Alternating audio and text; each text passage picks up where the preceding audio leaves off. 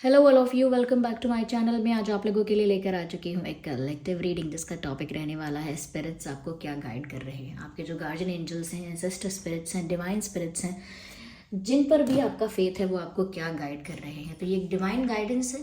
Okay, open minded होकर सुनिएगा। लेकिन अगर आप इस वीडियो तक पहुँचे हैं, कभी भी पहुँचे हैं, कितने भी समय बाद, तो डेफिनेटली इसमें आपके लिए कोई ना कोई मैसेज है, तभी आप इस वीडियो तक पहुंचे हैं। Because there is always a meaning behind everything. Okay, तो अगर ये संदेश आप तक पहुंचा है तो डेफिनेटली कोई मीनिंग है। आई थिंक इसमें से आपको किसी मैसेज की ज़रूरत होगी, इसीलिए वीडियो आप तक पहुंचा है।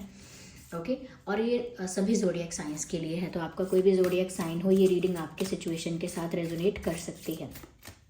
ओके, ज़बरदस्ती अपने आप को किसी मैसेज में या किसी चीज़ में अपने आप को ज़बरदस्ती फिट इन मत कीजिएगा। ओके, जितना आपके साथ रेजोनेट होता है उतना ही एक्सेप्ट कीजिएगा।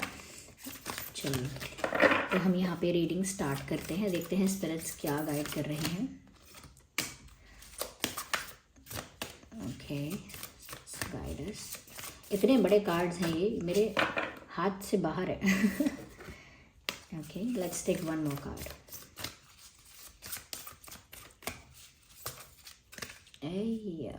I need this one. Okay. So, what brings firm love that resets your karmic balance? Beautiful. Helps you to listen the voice of the universe. Interesting. Represents a perfect balance of heaven and earth. Perfect. Okay. Messages तो बहुत अच्छे हैं, क्या कहें, messages तो बहुत अच्छे आए हैं आप लोगों के लिए। एक सेकेंड या आई होप कार्ड्स विजिबल हैं। सबसे पहली चीज़, see all your cards dissolve by transcendent love and transcendent love, enjoy your freedom, look for the divine around you. Beautiful. ऐसा लगता है व्यूअर्स कि जैसे आपकी लाइफ में ना स्वीटनेस या प्यार या इमोशंस या काइंडनेस या पोलाइटनेस इतनी बढ़ने वाली है या बढ़ने की ज़रूरत है टू रीसेट योर कार्मिक बैलेंस। कहीं ना कहीं ऐसा लगता है कि जैसे अब एक फेज़ ऐसा आया था आपकी लाइफ में जहाँ पर नेगेटिविटी आपके आसपास, आपके सराउंडिंग्स में बहुत थी। आपके जो मित्र बन रहे थे वो, उनके विचार नेगेटिव थे। आपके जिनसे रिश्ते बन रहे थे वो नेगेटिव बातें कर रहे थे। आपके सराउंडिंग्स में इतनी नेगेटिविटी थी कि उस एनर्जी का इम्पैक्ट आप पर इतना एक्सट्रीम होता था कि आपका थॉट प्रोसेस, आपका जो माइंड था वो भी नेगेटिव डायरेक्शन में चलता था या नेगेटिव थिंकिंग करने लगे थे। ओके, और नेगेटिव थिंकिंग कभी कभी ऐसा है कोई जानबूझ के नहीं कर रहा होता, सराउंडिंग्स ही ऐसे होते हैं। अब आसपास सब ऐसा ही सोचने और ऐसी ही बात करने वाले हैं तो उसका असर कहीं ना कहीं तो होगा। तो वो आप पर भी हो रहा था, लेकिन वो सब कुछ कार्मिक था। यानी कि वो इसीलिए कि वो फेज़ आपका डेस्टाइंड ही ऐसा था, किस्मत में वो समय के बारे में लिखा ही ऐसा था कि उस समय आपको ये नेगेटिविटी डील करनी पड़ेगी या ये नेगेटिविटी फेस करनी पड़ेगी। सो आपने की। Now this is the time कि जब आपकी लाइफ में स्वीटनेस, पोलाइटनेस, काइंडनेस और स्वीट और लविंग जेस्चर्स होने चाहिए, या ऐसी कोई एनर्जी होनी चाहिए, sweet energy, loving energy, caring energy. तो वो एनर्जी अब आपकी लाइफ में होगी। ऐसे लोग मिलेंगे या फिर जो लोग ऑलरेडी हैं उनकी भी एनर्जी चेंज होगी। आपके सराउंडिंग्स में अब प्यार ज़्यादा होगा। वो इसीलिए होगा क्योंकि अब आपकी डेस्टिनी में वो लाइफ टाइम, वो डेस्टिनी में वो समय शुरू हुआ है। कह सकते हैं कि वो डिवाइन टाइमिंग स्टार्ट हुआ है जहाँ पर आपकी ज़िंदगी में पीस और लव आ रहा है। और ये कहाँ से आ रहा है? स्वयं ईश्वर, डिवाइन जो है, ईश्वर हैं, परमात्मा है, वो आपकी लाइफ में अब ये प्यार भेज रहे हैं। Because now you deserve it. इससे पहले नहीं, नाउ यू डिज़र्व इट। इसके बाद नहीं, नाउ। मतलब जिस समय पर जो चीज़ मिलनी है वो उसी समय पर मिलेगी, उससे पहले या उसके बाद में नहीं मिलेगी। जिस समय पर उसका निर्धारित किया गया है समय वो मिलने का, वो चीज़ तभी मिलेगी। और वो आपको स्वयं परमात्मा दे रहे हैं। जिन पर भी आपका फेथ है वहीं से वो मिल रही है। आपको खुशी मिल रही है, पीस मिल रहा है और एक प्यार मिल रहा है। और ये प्यार ऐसा नहीं है कि सिर्फ अब अपने बॉयफ्रेंड से ही है, सिर्फ अपनी बहन से ही है, सिर्फ अपने माता पिता से ही है। नहीं, ये प्यार तो ऐसा है जो सबसे है, सबके लिए बराबर है। क्यों? क्योंकि आप ही लविंग हो गए। ऐसा नहीं है कि कहीं किसी से प्यार हो रहा है, किसी से प्यार हो सकता है, that is also part of being loving. यानी कि आप लविंग हैं तो किसी पर्सन के साथ आपका रोमांस हो सकता है।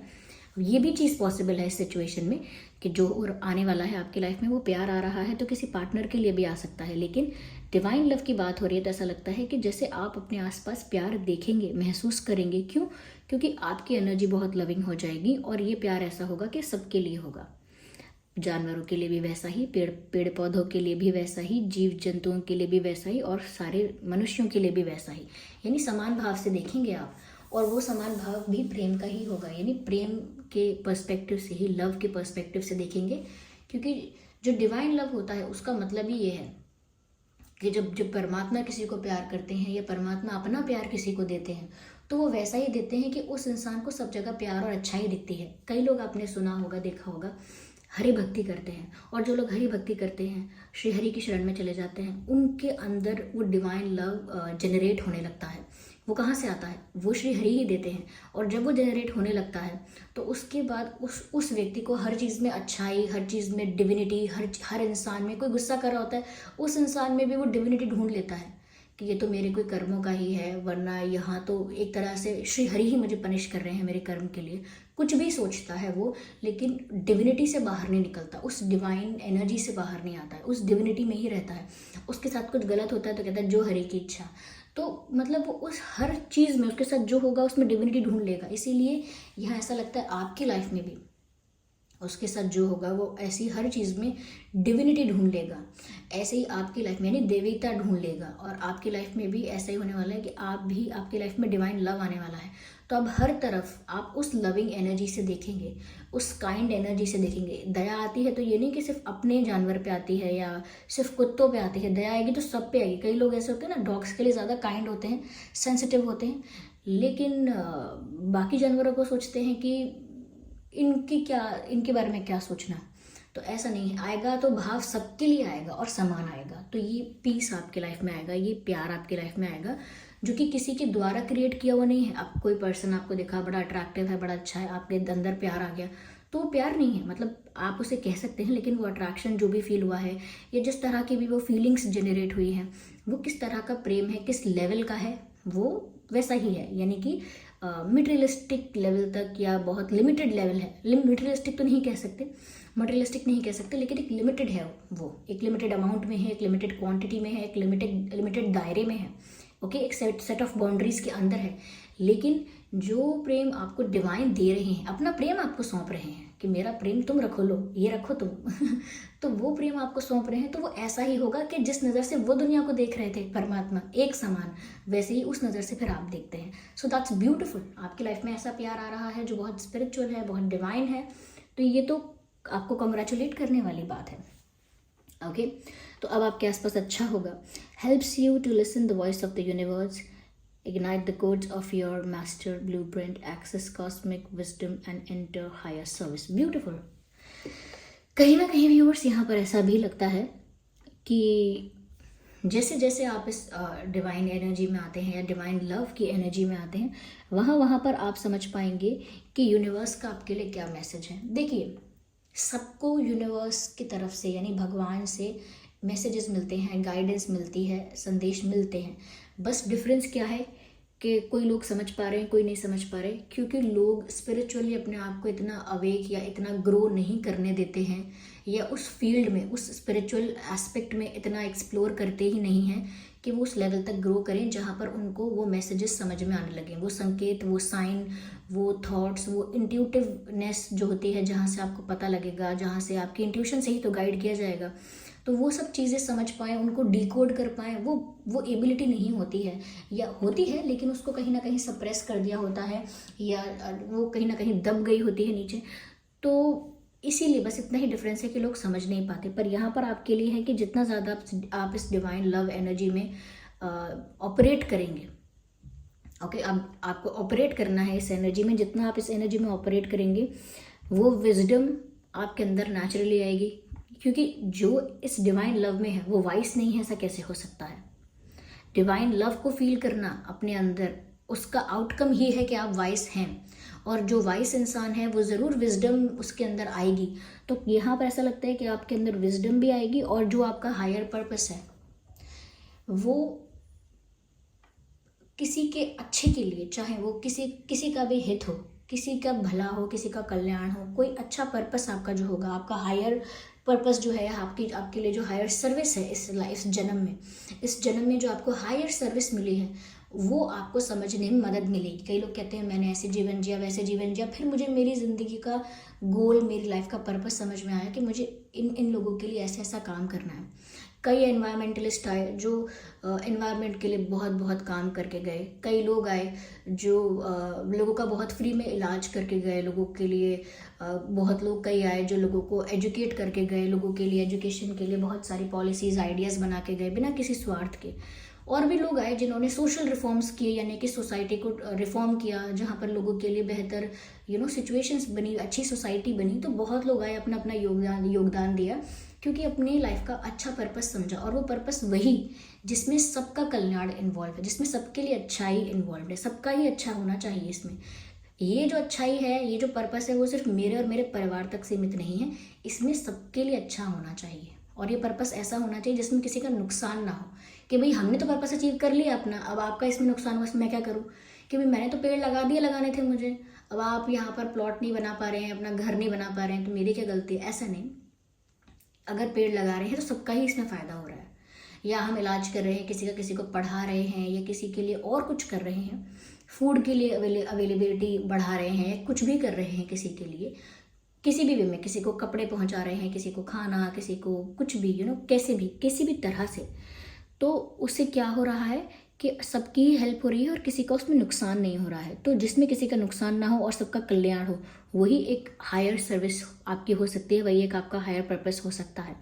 तो आपको वो समझने में हेल्प मिलेगी कि आपका हायर पर्पस क्या है। आप ज़्यादा वाइसली सोच पाएंगे। और वो कब होगा? जब आप अपनी ओरिजिनलिटी में वापस आएंगे।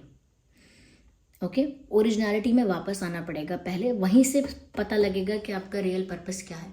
और ओरिजिनलिटी में वापस कैसे आया जाएगा? जब आप उस डिवाइन लव को, एनर्जी को फील करेंगे, उस डिवाइन लव को, उस डिवाइन ब्लेसिंग को जो आपकी लाइफ में भेजी जा रही है, उसको फील करेंगे, तब आपको समझ में आएगा कि यूनिवर्स आपसे कहना क्या चाह रहे हैं। कई लोग होते हैं जो बहुत मेहनत भी कर चुके होते हैं, बहुत समय भी अपना अलग अलग चीज़ों में दे चुके होते हैं, फिर भी परमात्मा के आगे बैठकर हाथ जोड़कर या प्रे करके कहते हैं कि मेरी लाइफ का जो भी पर्पस है, मेरे लाइफ में जो भी मेरे थ्रू, मेरे शरीर के थ्रू, मेरी इस आत्मा के थ्रू जो भी कुछ अच्छा पर्पस हो सकता है, जो भी कोई अच्छा कार्य हो सकता है, कृपया मुझसे वो कराइए। सब लोगों से झगड़ना, इससे झगड़ना, वो जलस है तो उससे बदला लेना, ये करना, वो करना, फिर दुखी होना, फिर शोक मनाना, आप मुझे इन सब चीज़ों से बाहर निकालिए और मेरी लाइफ का पर्पस क्या है मुझे वो बताइए। तो फिर वहाँ से भी जवाब मिलता है, वहाँ से भी हेल्प और गाइडेंस मिलती है कि इंसान अपनी लाइफ के पर्पस को फुलफिल करना चाहता है, उसके लिए उसी के हिसाब से, उसी के अकॉर्डिंग उसको हेल्प और टूल्स और इक्विपमेंट्स और सिचुएशंस और अपॉर्चुनिटीज़ उसी तरह से प्रोवाइड की जाती हैं। तो इसका मतलब ये नहीं कि जो आप जो बोल रहे हैं वो यूनिवर्स तक या भगवान तक पहुंचता नहीं है, आप जो बोलते हैं वो पहुंचता है।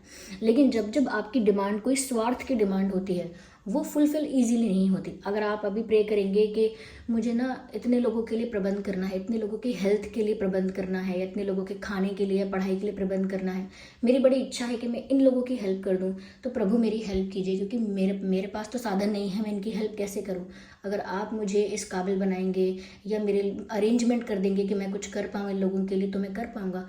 तो फ़ौरन, बहुत जल्दी, बहुत कम समय में उस चीज़ की व्यवस्था हो जाएगी, क्योंकि उस अच्छे कार्य के लिए आपको प्रभु जी या डिवाइन या भगवान जो भी हैं वो आपको सपोर्ट करेंगे ही करेंगे, आपके लिए अरेंजमेंट्स करेंगे, प्रबंध करेंगे, वो अवेलेबिलिटी आपकी लाइफ में उस चीज़ की करवाएंगे जिसकी आपको ज़रूरत है, जिसके थ्रू आप अच्छा कार्य कर सकते हैं, सबकी मदद कर सकते हैं। लेकिन जैसे ही वो इच्छा इतनी हो जाएगी कि मुझे मेरे परिवार के लिए चाहिए, मुझे मेरे बच्चे के लिए, मेरी वाइफ के लिए, मेरे खुद के लिए चाहिए, हमारा काम हो जाए बस, हमारा ये हो जाए बस, हमारा वो, तो वो इतनी जल्दी पूरा भी नहीं होता है, क्योंकि उसमें किसी और का कल्याण नहीं छुपा होता है। ओके, या represents a perfect balance of heaven and earth. कहीं ना कहीं व्यूअर्स यहाँ पर आपको ये भी कहा जा रहा है कि आपको बैलेंस में रहना है, यानी कि आपका जो मन है वो यूनिवर्स में लगा होना चाहिए और आपका जो दिमाग है वो इस मटेरियलिस्टिक वर्ल्ड में लगा होना चाहिए। यानी कि जो आपके अंदर कहते हैं ना दिल जो है आपका, वो आप यूनिवर्स को दे दीजिए, यानी भगवान को दे दीजिए, और जो आपका दिमाग है उसको आप यहाँ के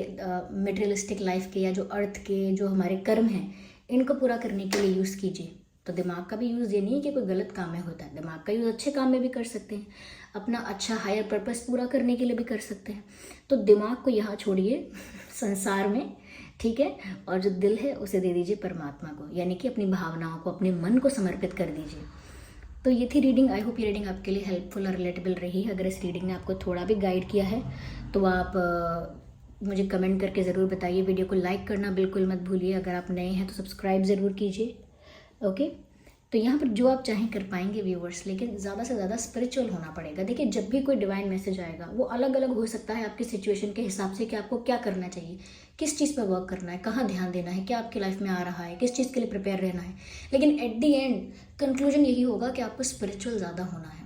एंड ये अभी तो सिर्फ गाइडेंस लग रही है। आने वाले समय में मैं आपको बताना चाहती हूँ या गाइड करूँगी इस चीज़ के लिए, नॉट द गाइड एग्जैक्टली, लेकिन मैं आपको इस चीज़ के लिए अवेयर करूँगी बस कि आगे आने वाले समय में स्पिरिचुअलिटी एक नीड हो जाएगी। अभी लोगों के लिए स्पिरिचुअलिटी एक चॉइस है कि मैं स्पिरिचुअल बनूँ नहीं कि नहीं बनूँ, ये करूँ स्पिरिचुअलिटी ट्राई कि नहीं करूँ, स्पिरिचुअल होना चाहिए मुझे या लगे रहें अपनी लाइफ में वैसे ही। तो आगे ये चॉइसेस नहीं रहेंगी। आगे जो भी लोग हैं उन्हें स्पिरिचुअल होना पड़ेगा, because that would become a condition to survive. कोई इम्पोज नहीं करेगा, कोई फोर्स नहीं करेगा, अंदर से to live happily, to survive happily, to conduct your life perfectly आपको स्पिरिचुअल होना एक नीड हो जाएगी आपकी, जैसे हवा पानी एक नीड हो गया है। तो you will have to be okay. तो चलिए फिर मिलते हैं अगली रीडिंग में, तब तक के लिए bye bye family, take care.